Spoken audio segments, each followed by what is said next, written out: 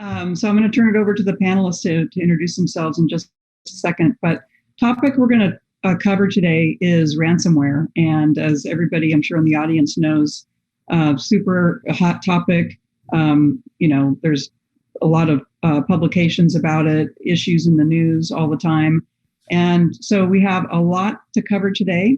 And I think you're going to find it very interesting. Please sure to put your questions in the chat and I'll be happy to bring you into the conversation. So let's get started with introductions. I'm going to turn it to Esmond. Sure. Thank you, Laureen. My name is Esmond Kane. I'm the Chief Information Security Officer for Steward Healthcare. Steward Healthcare is a multinational healthcare delivery organization. We're in about 9 states domestically and 3 countries internationally. Thank you. Very good. Let's hear from you, Ron. Hi, I'm Ron Zochalski. I'm the CTO and CISO, a dual role for Lake County government in Northwest Indiana, the second largest county in Indiana. We actually got ransomware back in July of 19, and we'll speak about that topic later, but I also am a professor, associate faculty at Indiana University Northwest. So I got a different perspective from educational and government. So thanks for joining our panel. Great. All right, Chris, let's hear from you. Chris Maynard, I'm the Chief Information Security Officer for LexisNexis ReadTech. So ransomware, very hot topic with my senior leadership team right now. So, and I think that it's been an interesting opportunity. I just transitioned from the government, so coming into the commercial world and walking into the role, it's been a very busy first year for me. So. Very good. Let's just go around real quick. And, last year, the topic that we had in the panels was all around COVID and, sending companies or employees to work from home and that, whole topic. Now we're dealing with people going back to work. I know at Accellion, we've got a policy where we're bringing people back a couple days a week starting in September, all based on the Delta variant, of course, if that changes things in California. But talk to the audience just a little bit about what your current work from home situation or come back to work and how COVID has impacted your cybersecurity plans. I know it's a kind of a heavy thing, but we're talking ransomware, but we will start that in a minute. But just to kind of set the stage. So Esmond, let's hear from you. Sure. I work in a healthcare system, so there's a percentage of our workforce that always were on site. And indeed, the last year, the pressure on our front line was significant, especially when we're in 9 states. A lot of our knowledge workers did transition to working from home. That entailed obviously scaling out a lot of our remote access technologies. And there was a huge pressure on some of those collaboration. And that digital transformation was greatly accelerated through COVID. There's some statistics from HIMSS and others that COVID caused a lot of industries to accelerate digital transformation by 3 to 7 years.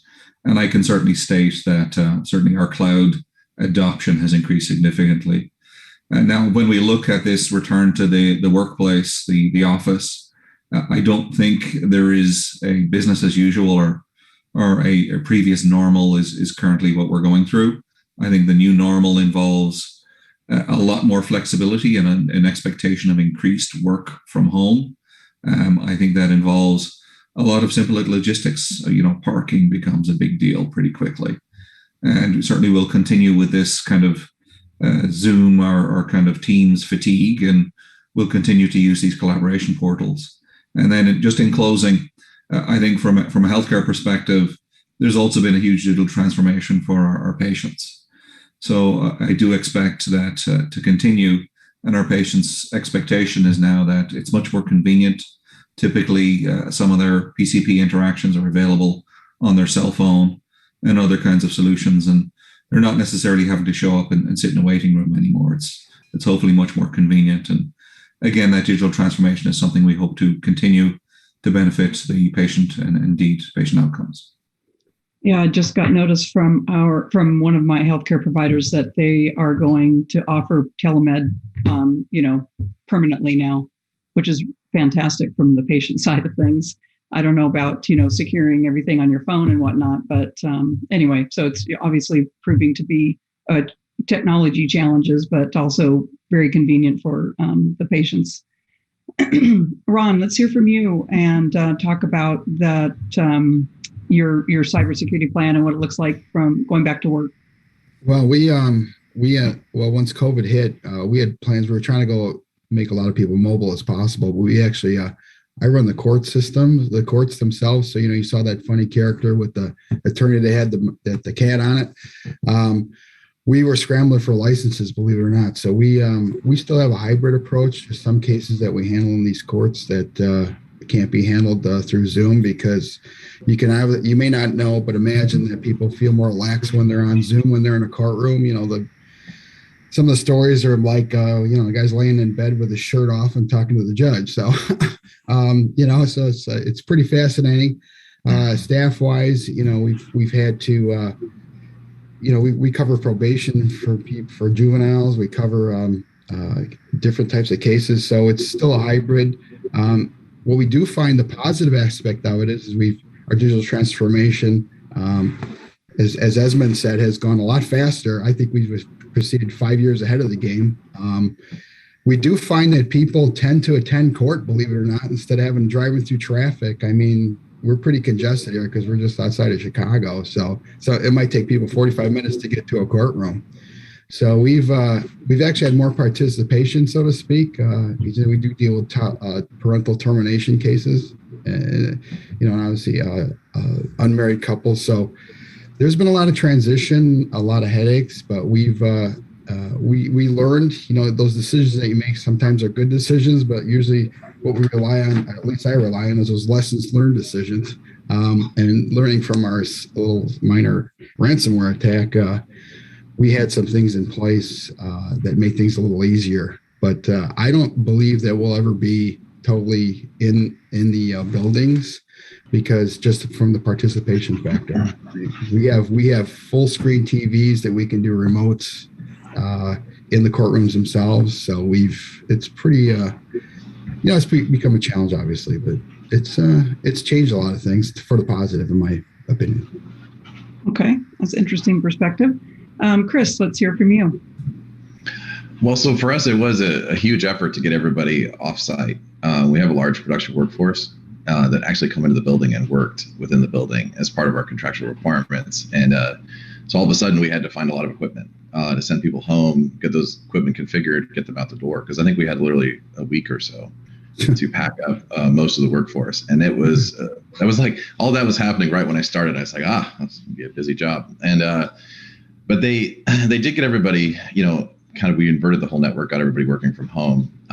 And for us, we saw the production go up, productivity was up. We actually have measured quotas, daily requirements, and we saw all of that improve, being remote. So the big discussion about coming back in the building is like, well, what's going to happen with our productivity? Are we going to go up or down? Like, how is this going to shift actually how we're delivering? It's still a big discussion. Like many businesses, we're bound by leases to government building, like to different buildings we're in. And so that's another part of the discussion too. If the lease was probably closer to being up, maybe there would be, that would weigh in differently into the decision. But I think that no matter what, I think there's still going to be a greater amount of telework in a sense, and remote work. We're not going to get away from having that. And I think that finding that balance will be challenging. So yeah, for sure. So let's get into the ransomware topic. And I know Ron has got firsthand experience from going through a ransomware attack. I think that in many ways, ransomware has turned into a big business. So I'd like to hear your perspective, share with the audience what you think, or your thoughts on the current state of affairs with ransomware. I'm going to start with you, Ron. Well, it's become a big business because I call it the big bully on the block. He's been able to get the lunch money out of me every multiple days, right? So I see that, it's forcing companies, to actually take their time and make sure the backups work, make sure your operational technology, that, the main systems you have to work with are kind of segregated a little bit from the regular IT assets, like emails, servers and stuff like that. So, it's really forcing. CISO has done a great job.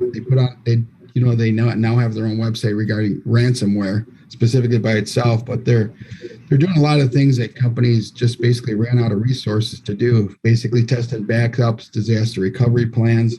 I just see that, these ransomware, these are some big groups. I mean, you see some of them disappear because the FBI and CISA and NSA, everybody's gotten involved finally from a governmental perspective to help us out. But, there's these medium and small size businesses that don't have the resources to set up their technology assets correctly.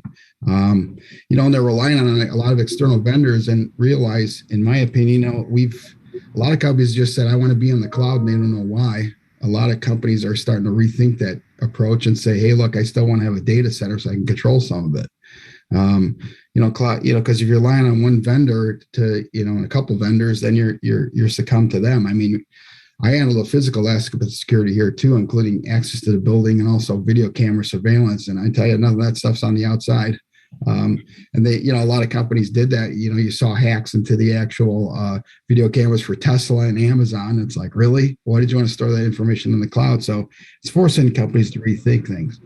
A lot of things it's just become too easy. They know who.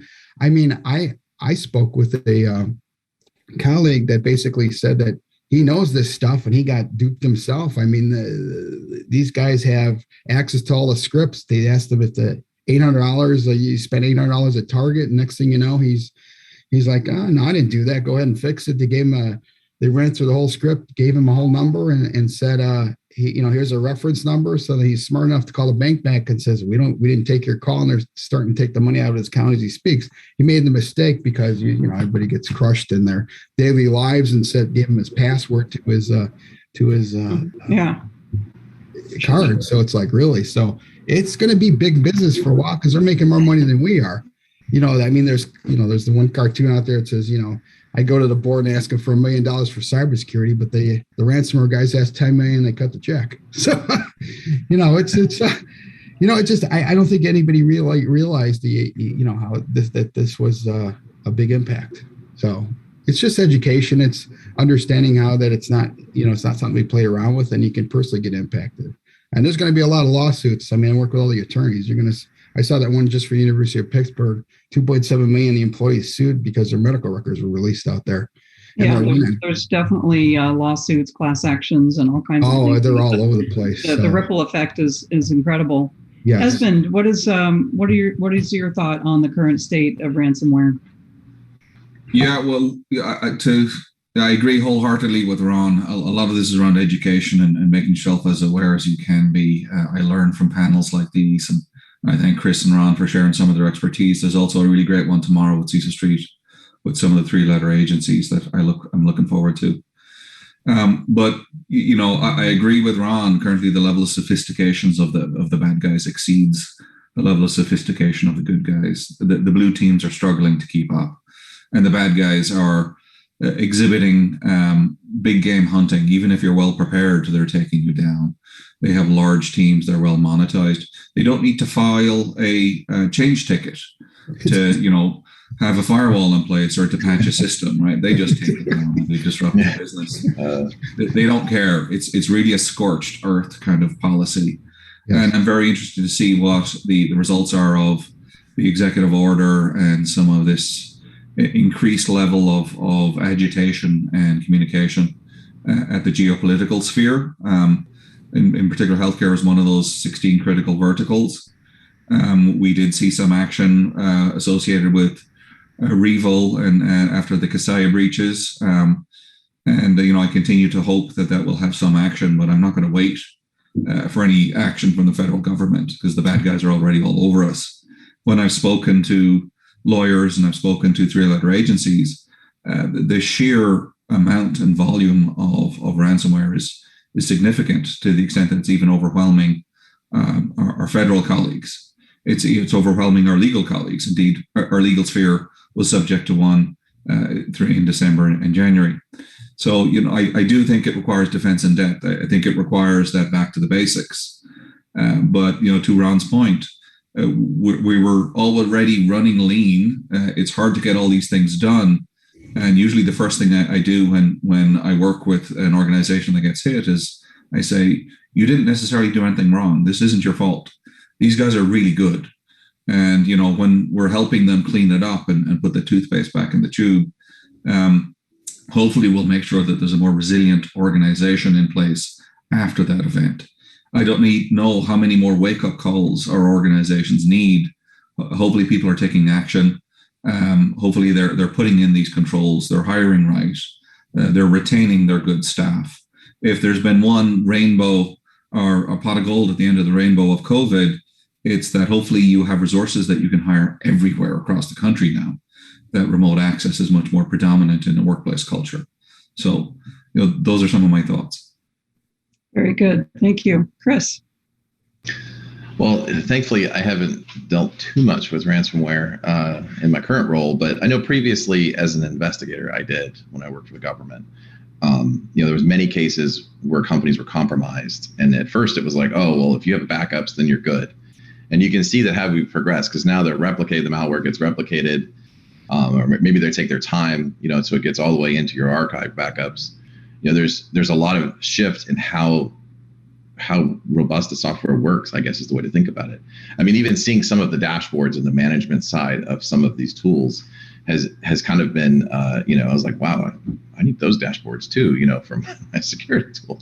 It's almost on the same level. And I think that you're dealing with large organizations that are well funded, well backed, and well supported, just like Esmond mentioned, and that does pose new challenges for us. And I think that for us, we're thinking a lot around resiliency. How do I do offline backups differently, or how can I have alternate environments to operate in? Anything I can do to try and circumvent if everything gets compromised. And of course there'll be plenty of discussions around zero trust and all the other things that are buzzing around right now is the direction we should go.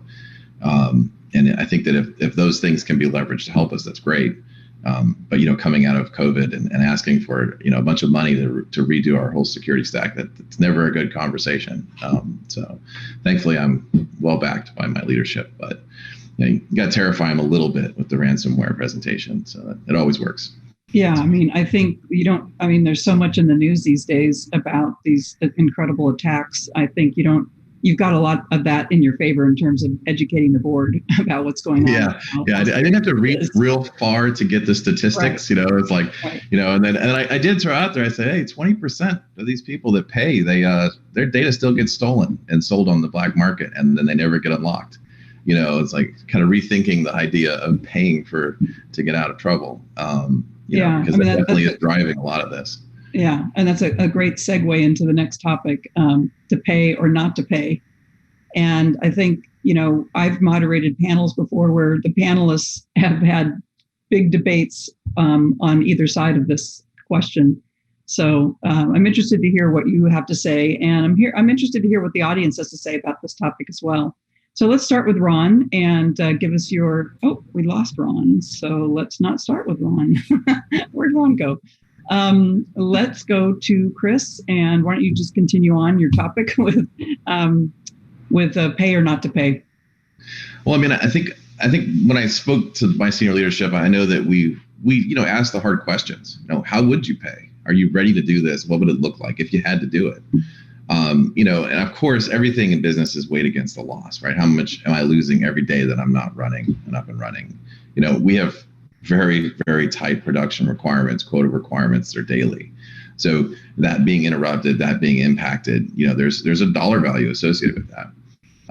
But on the opposite side, can we recover? How far can we actually roll back? If our resiliency is there and we can roll back and get out of trouble, that's great. Then we don't have to pay. And then, the contingency, what happens when we pay and we don't get unlocked? What if this gets more advanced and they brick the hardware to where I have to replace the hardware? What's the timeline look like to fix that? I mean, really looking at the logistical things. I mean, right now you try to order a laptop, it could take you a couple of months. Imagine trying to order a whole rack of servers. That might take you a while. These are all things to start thinking about and getting them thinking about in that direction. If you're not revamping or looking at your disaster recovery, you're definitely on the wrong track. So, yeah, I think too, I'm going to throw it to Esmond now. And what I've heard before, somebody who testifies to Congress a lot in this area has some pretty strong views about paying. And when you're in healthcare and you've got lives at stake, it's a different decision, right? Different factors or criteria you're looking at. So let's hear from you, Esmond, on the pay or not to pay. So I would certainly encourage my leadership not to pay should we be subject or a victim of one of these attacks. And certainly that's been my guidance to these guys in the past. You have to understand, as the executive order kind of promotes, that you're funding terrorism, you're funding cybercrime. And if they hit you once, they'll come back to you. They've no reason not to. The other aspect of that is you have no guarantee that what they provide to you will work, right? They don't necessarily make it easy to recover from their ransomware. They certainly will lie and tell you that it will be easy. But with the sheer scale of what you get hit and how deep they got, you have no guarantee there's more backdoors, that they're not just going to sell your data or access. There's been this relatively recent advent of double extortion, where they don't just disrupt your business and encrypt your systems. They steal your data and then they turn around and threaten to release it. So that you have, further incentive to pay them. And then if you choose to, hold the line and say you're not even going to pay them, then they'll turn around and go, okay, we're just going to go right after your patients. It's a triple extortion kind of advent. They certainly have not exhibited the kind of empathy you would expect. When we needed healthcare the most through this pandemic, it was never under so much attack as ransomware was evidencing. There was a 600% increase in these kind of attacks through the pandemic. It was tough. And healthcare, as I mentioned earlier, runs lean. To Chris's point around ransomware itself, they have no reason to stop. They're acting with impunity. They're continuing to evidence that they're making money. They're laundering. The profits are very, very lucrative. The sheer fact of the matter is that relatively small actors on the global stage are punching above their weight. I mean, we can turn around and say that's due to, Snowden or the NSA leaks or things of that nature, but it doesn't matter. It certainly does appear that ransomware is an evidence of some kind of international cyber warfare. There's no Geneva Convention indicating that actors or industries like healthcare are not being subject to some of these attacks. It's going to continue, but ransomware is certainly a thing. They're still also doing their standard bread and butter, where they're making money from business email compromise, vendor email compromise. Perhaps one recent change in attack technique is now they're going after our supply chain, right? So they're not necessarily coming in through the front door. Hopefully you've taken the keys out of the lock, but now they're coming in through your contractors, your supply chain, the people that you have placed trust in. Certainly, if you look at Kaseya, certainly if you look at SolarWinds, certainly look at managed security service attacks against FireEye and others, and indeed Microsoft. They're continuing to escalate their attacks. They're continuing to make money, and we're caught in between, trying to do our best to meet the needs of our customers, our clinicians, our doctors that have the ability to help patients. But by the same measure, we're trying to justify the expense to try and keep out the bad guys. It's a tough line to walk, and I don't see any end in sight. And we have a couple questions here. One talked as asking, didn't OFAC state that paying ransomware may be a reportable violation? Absolutely. OFAC, it's great. I mean, it's a unit of the Treasury Services, and they do place sanctions on foreign bodies for typically some element of financial fraud and things of that nature. They did a recent action against, I think it was Bulgaria in June, and other kinds of international locations. You also have like the State Department indicating you can conduct business with like Syria, Iran, North Korea. But the relative sophistication of these actors is it's global, right? They're not necessarily attacking you from Iran or Russia or China. They're coming in through the US. They're coming in through local infrastructure, and they're coming in through your supply chain. But certainly the money that they're asking for, which is typically funded by cyber insurance. You got to understand, cyber insurance, I think, deserves some culpability for perpetuating ransomware, because a lot of organizations, when they're paying, they're just taking it out of their cyber insurance. But certainly, I think there's some potential for them to go after and recover funds, as they've done recently for Colonial Pipeline. and kind of hit these guys where it hurts, which is in the wallet. Right. Well, that's, yeah, go ahead, Chris. Oh, I was just going to say about the recovery of funds and taking action. When I was a federal agent, it's not easy to go after a foreign hacker. I mean, there's no easy way through it. There is a mountain of paperwork, legal authorizations required from country to country. I mean, there's a lot of things that have to happen. And, if there was a way to fast track that, maybe that would make it easier, but it's never an easy process. So we have a question from somebody in the audience that's asking about, other than adding silver bullets to your tool belt to prevent this type of thing from happening, what are the best processes that they should look at to prevent or at least minimize the risk of ransomware? Esmond, do you want to take a... Sure. I'm not a big believer in silver bullets. There's a quote I'm fond of repeating, which is that while miracles do happen, there are no basis for a system of IT infrastructure. You just can't predict when that you need them. They're there, right? So silver bullets to me they're nice when they happen, but don't build your program around it. So I don't rely on tools. I rely on processes. I rely on people. And you hope that you create an environment for those people, those staff, to be successful. Usually by having your IT governance in play, your enterprise governance supporting your program. You could have the best tool in the world, and if you haven't configured it appropriately, it's not going to solve for problems, right? Silver bullets just don't work for me. I think you're wasting your time. Good people, good process are where you should be focusing. And then you hope that you can, give them some amount of an empowerment or some kind of force multiplier by giving them the right tools in play so that you're not exhausting them to a point that Chris made earlier. Fatigue in incident response and security programs is a huge thing. Productivity did increase massively, but as did burnout, right? And I think what they're predicting to be the Great Resignation will teach a lot of organizations the value of talent management and good retention. So to answer your question directly, Laureen, don't bet on silver bullets because werewolves can wear flak jackets or bulletproof shields as much as the next guy. Right. Ron, let's hear from you on this topic. And I know that you went through a ransomware attack in a couple of years ago. And just to answer, to provide more input on this question from the audience about what processes to, take into consideration for minimizing an attack. Oh, you're on mute. I really, sorry about that. I really have to, I agree with Esmond on what he stated along with Chris. But I really think you have to follow, there's some mitigations you follow. Basically keep your operational technology different from your regular IT assets. Just kind of build some basic things, multi-factor authentication, strong spam filters. To get more on a user training program. I think that's one of the biggest things, me being an educator on top of this, is just having people understand, what is a phishing attack? What does it mean? These emails that they're getting look so darn close to real. It's just amazing. Obviously update your software, talk about patch management, anything like that. Zero trust policy, limit access to the networks.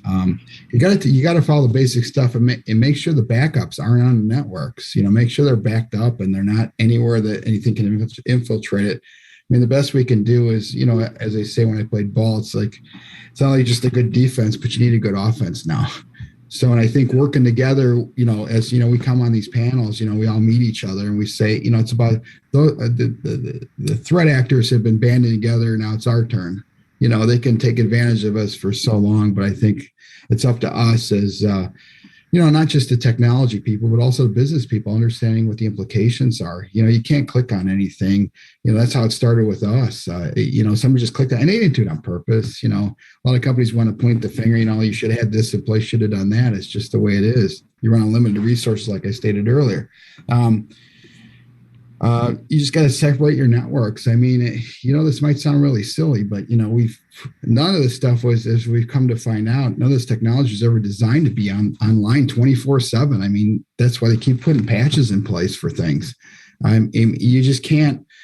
It was never designed to do that. And people just leave their computers on even at their houses and expect not somebody to come in. And then they have, their appliances connected to it. And then they have their security cameras connected to it. It's like, really?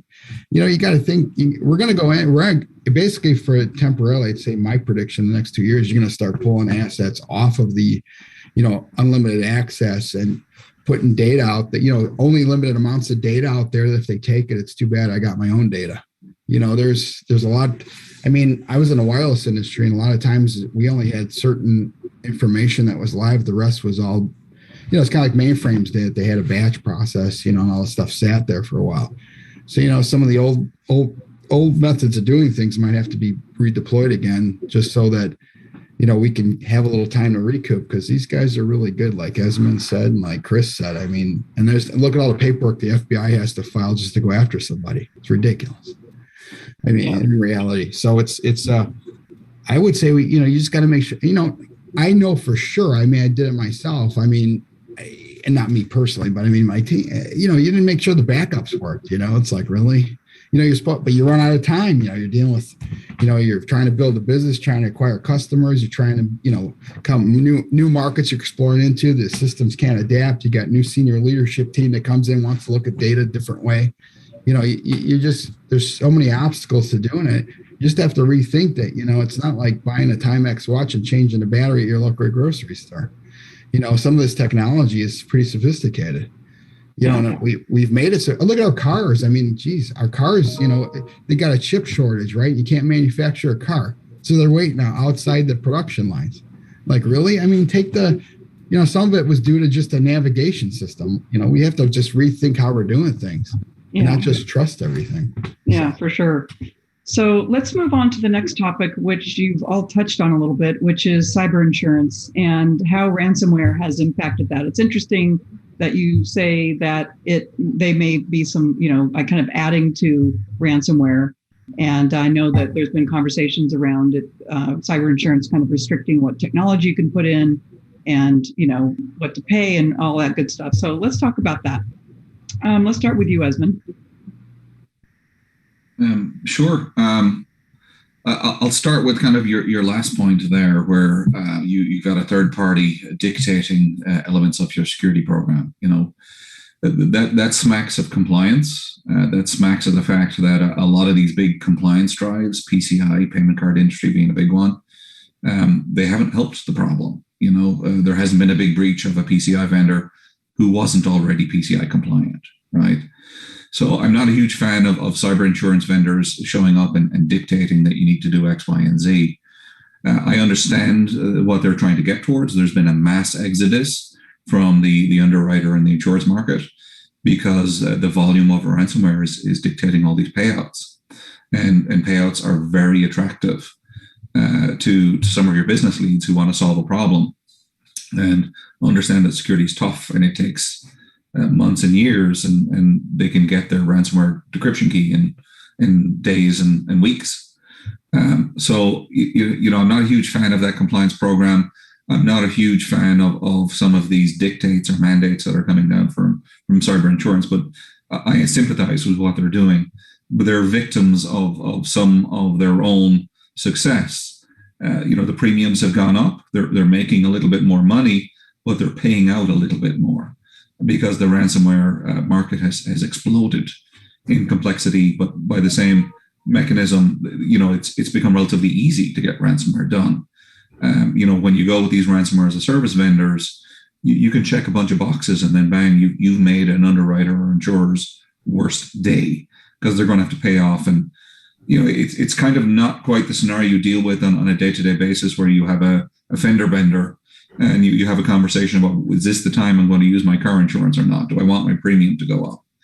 You have no choice when some of these organizations are unable to conduct business and their revenue is hit significantly. And if you look at like UVM or Anthem, for being out of action for days and weeks and indeed months in some cases, cost them hundreds of millions of dollars, which is a survival level event for some organizations. They can't do it. And cyber insurers are very much aware of this. That's why you have it. But I can't state that just having cyber insurance or working with cyber insurance has really benefited the industry, in my opinion. Very interesting. Chris, what is your thought on that? Well, I think on the insurance front, is it become an enabler? Is it easier for me to pay because I have insurance? I mean, that's not anything the insurance companies want to hear. But the reality of it is if I have this thing I can leverage, it does make it easier for me to pay. And maybe I won't lose as much business, or this won't cost me as much because it's easier just to pay.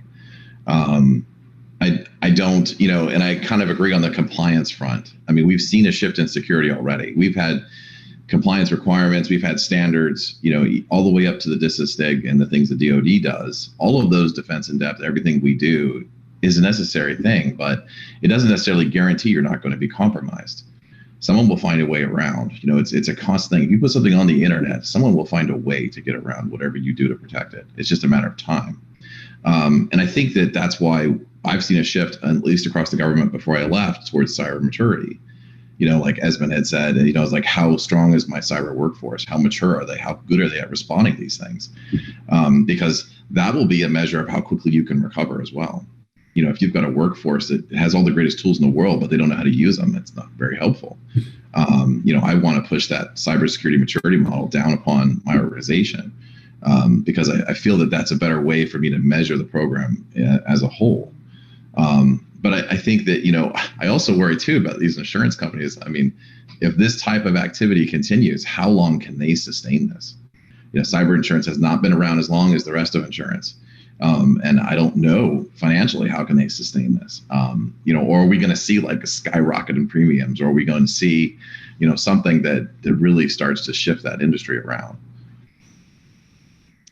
Very good. So, I mean, in the leadership meetings that you have, is Chris, are you talking about cyber insurance, and, what are they saying about, are they wondering as well, like how long it's going to last? I'm just curious what they're saying when you have conversations with them.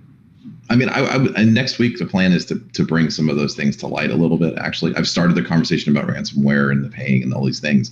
And so that came with a whole lot of questions. What can I immediately change to improve the environment? Years ago, to fight phishing, DoD went to text-only email, for example. There's no HTML email. And that kind of like simple changes and things like that. Does that help us to some degree? Well, sure. Because guaranteed somebody will click on a phishing email. It's going to happen. And interestingly, our company has extremely aggressive phishing policies. If you fail 5 phishing tests in a row, you can be considered removed from the company. And that's the most aggressive policies I've ever seen anywhere. Because in reality, I mean, most people don't survive a good ambush. Like Ron said, if it's a really good phishing email, you probably won't survive it. A lot of the whaling emails that I've seen, like where people are going after CEOs, they're crafted from accounts these people know, written in the same language, because somebody's compromised the CEO's best friend Gmail account, and they're doing things like that. It's really hard to survive that kind of phishing.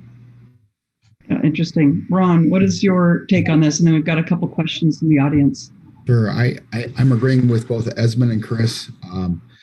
I think cyber insurance has become a crutch because, well, we got some money in the fund there, so we don't have any money set aside anyway. So, we struggle to get funding for, some tools, even though we don't like to implement too many tools so people know how to use them. I think that I don't see how that business is going to survive because they've tried it. My prior experience with an insurance company, they used to insure racing programs, and those became very dangerous after all and very expensive. I don't see the cyber insurance lasting all that long because it's going to reach it's just getting too big. I don't think they can make money at it, and I think it's people are just hoping this is just going to go away, and we all are actually, but it's not. Because we're still making money at it. So I don't see. I think you need some type of cyber insurance, but you can't rely on it wholeheartedly. And the board, from board perspective, I mean, they don't understand all the minutiae and the details like we do. They need to understand. It comes back to the education, and they're going to ask questions, financially, and that's where BISO comes into play to understand the business side of it too. They expect you to, unfortunately with IT, they expect you to be a cure-all, answer-all, like the magician that has the big pot of answers there. Just because we know how the things work doesn't mean that I can protect all your data that you got on there all the time. So I think that my opinion is it's going to change. The premiums are going to get higher, and it's going to be very cost prohibitive to get cyber insurance. Yeah. So I think we have to just, again, work together and even as collectively, just like these dark side actors do. And it's, we'll have to turn the tide. That's right. Esmond, one of the questions is, should insurance companies provide independent oversight as part of the underwriting cyber coverage? I think Chris brought this up earlier around CMMC and maturity, and it really depends, in my opinion. If you have a robust auditing and compliance program to tap into, I encourage you to do that. If you can leverage your cyber insurance and the expectation from insurers to have a board level conversation on the need to invest further in this kind of cybersecurity maturity, I think that's a ripe opportunity. But it's kind of, I have no strong opinion whether you tap into your own assessments, maybe your own third-party assessments, or whether you need some kind of PCI ROC-like independent assessor continually reviewing you. I don't have a good answer to that. Hopefully, you're already generating some statistics and they can tap into those. If not, I can understand what they're trying to do with these compliance pushes to make sure that you're continuing to meet the rise in sophistication from the bad actors with the rise in sophistication of the good actors and what you're doing to defend. But the way that they can move, they're much more agile. I'm just leery of another compliance-driven mandate slowing down programs which were already perhaps not as fast as they could be. Okay. Chris, there's a question here about the CNA breach, where they effectively leaked information as to the companies that had insurance, what made them a target for ransomware. And the question is basically asking your input and kind of comment about that. So you're in the news, huh? Your name got leaked and you're a big fat target. It's your security should become a priority, I guess, is the way to think about it, because as soon as the spotlight's on you, I mean, even here being in this panel, right? Somebody's watching this that is wondering like what we're saying, how we're going to respond, and looking at our strategy. Right. I think that, you're already vulnerable. Everybody's already vulnerable and out there. I mean, we're already a target, so to speak. You don't want anything to bring you that kind of attention, but it's unavoidable. And some companies get so big, it's unavoidable. I mean, you don't have to like think twice about somebody trying to hack Tesla or Apple or some of these larger companies. They know that most likely they're insured. I don't know if leaking the list of who's insured, it does give them a path to take, because they know. They could even tell you while they've got you, if they do happen to hook one of those companies that's on that list, then they could say, hey, we know you have insurance, right? Like, it helps them, which is interesting because it seems like they're fighting a little bit more to get paid, right? So maybe that's what's happening. Maybe people are just saying, no, we're not going to pay you, or there's more resistance to that, which is interesting. That the people want to take that road. But yeah, then looking for insured companies definitely shows them they're having to focus their targets a little bit. Yeah, all interesting conversation and points to be made. And, Esmond, you mentioned the CISO Street panel that's coming up tomorrow. And Charles Carmichael from FireEye Mandiant, who actually testifies quite a bit at congressional hearings, talks about how you really need to pull together, and it's all about sharing and communicating with one another to try to get a foothold ahead of these cyber criminals. We're going to be talking about ransomware. The FBI is going to be on. Somebody from CISO is going to be on.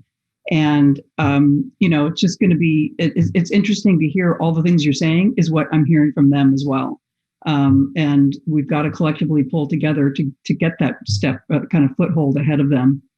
One of the things that I would love to have Ron share with us is actually what happened when they went through a ransomware attack in 2019.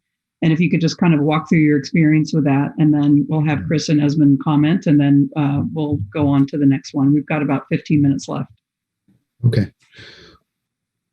Yes, it was an experience. I did actually pre-warn the Board of Commissioners that they actually ran somewhere in a different county, and prior to that, they actually did a local grocery store and shut them down on Thanksgiving. the week of Thanksgiving and shut down half their stores.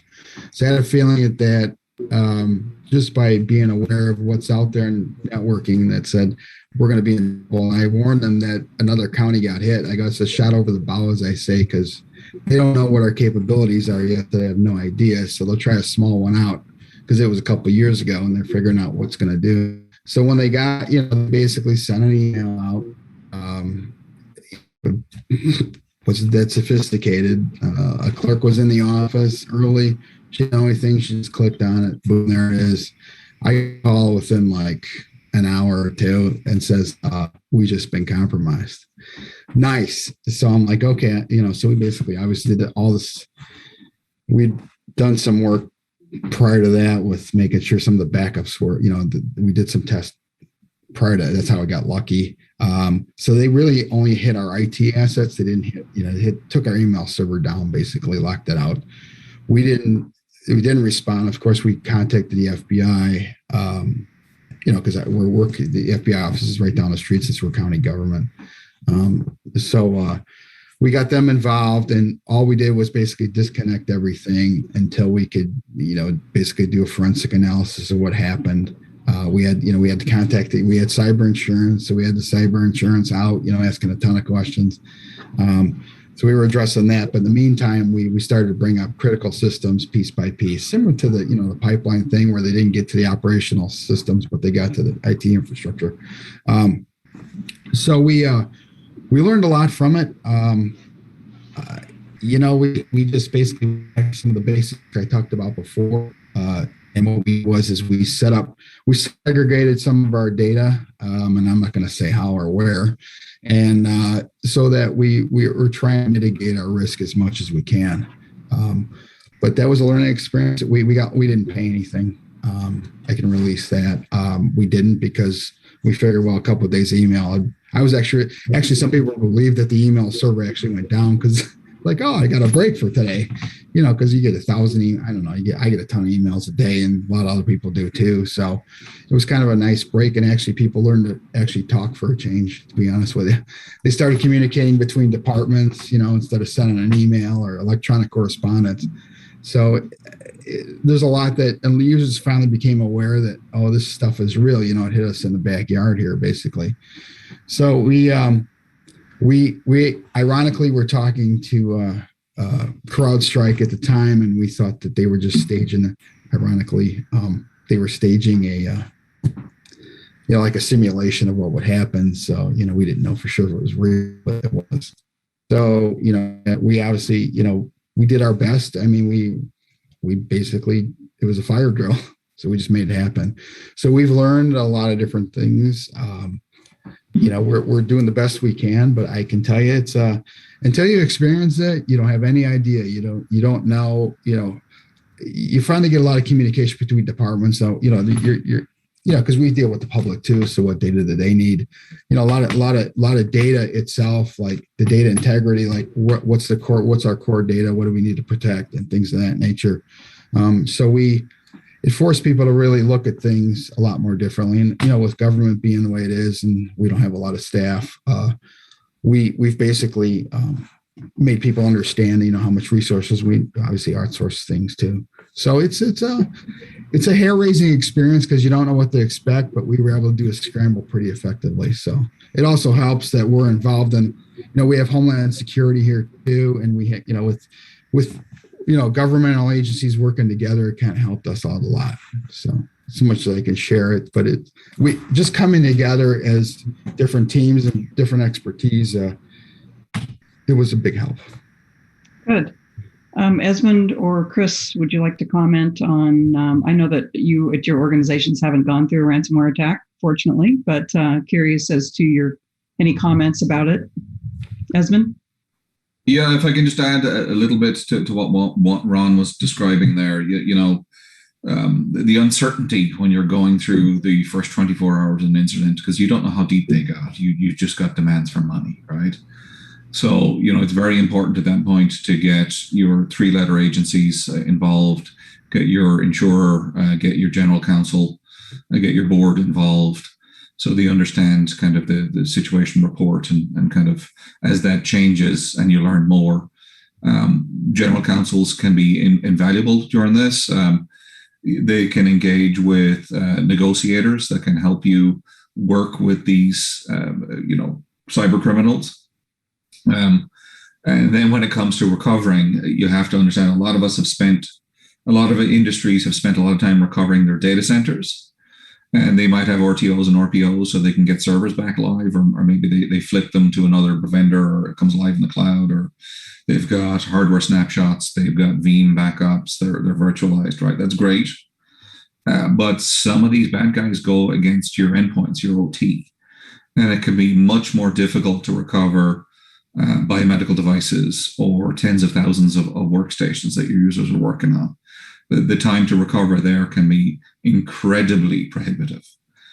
So when you're conducting your exercises and your communications around resilience or your tabletops, you got to remember that they shut down your ability to do business. That's not just in the data center. That's also the device that's in the hand of your customers and your clinicians and your providers. So, it's a spectrum. And the other aspect of this is when you are recovering, it's a loop, it's a cycle. You continually have to reevaluate whether your containment measures are effective, because there may be backdoors, or maybe you just learned about the latest compromise, but there was another one that hit you earlier, and you were just traded on the black market or the dark web as a commodity.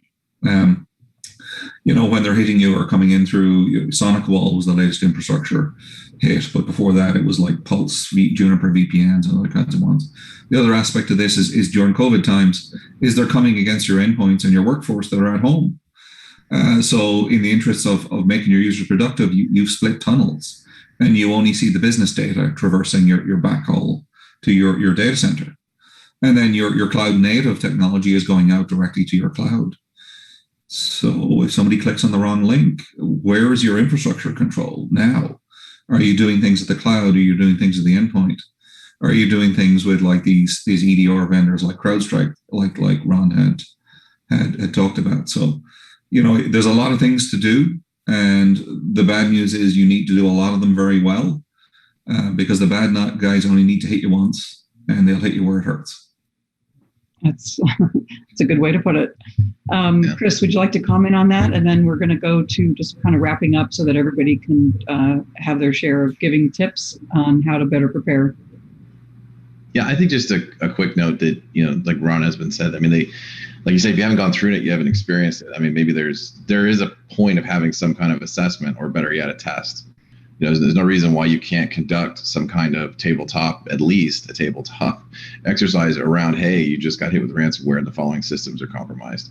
And just to see how everybody responds, improve your reaction times, improve your workforce, and how you deal with these things. But, it's definitely not the same, necessarily, but it is at least a measure you can do.